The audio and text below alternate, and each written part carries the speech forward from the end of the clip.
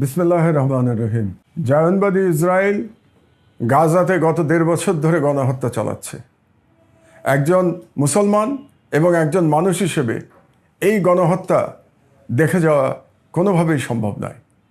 তাই আমরা গাজার সমর্থনে, গাজাবাসীদের সমর্থনে এবং প্যালেস্টাইনের সমর্থনে এক বিক্ষোভ সমাবেশের আয়োজন করেছি।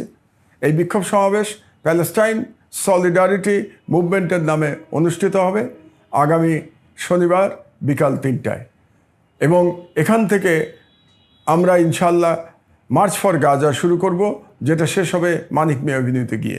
ইনশাল্লাহ আমি এই বিক্ষোভ সমাবেশে অংশগ্রহণ করব। আমি বাংলাদেশের সকল নাগরিককে, ধর্ম বর্ণ নির্বিশেষে সবাইকে আমি অনুরোধ জানাচ্ছি, আপনারা মানবতার পক্ষে অবস্থান নিন এবং গাজার নিপীড়িত জনগণের পক্ষে যে বিক্ষোভ সমাবেশ অনুষ্ঠিত হবে সেই বিক্ষোভ সমাবেশে সকলে মিলে অংশগ্রহণ করুন।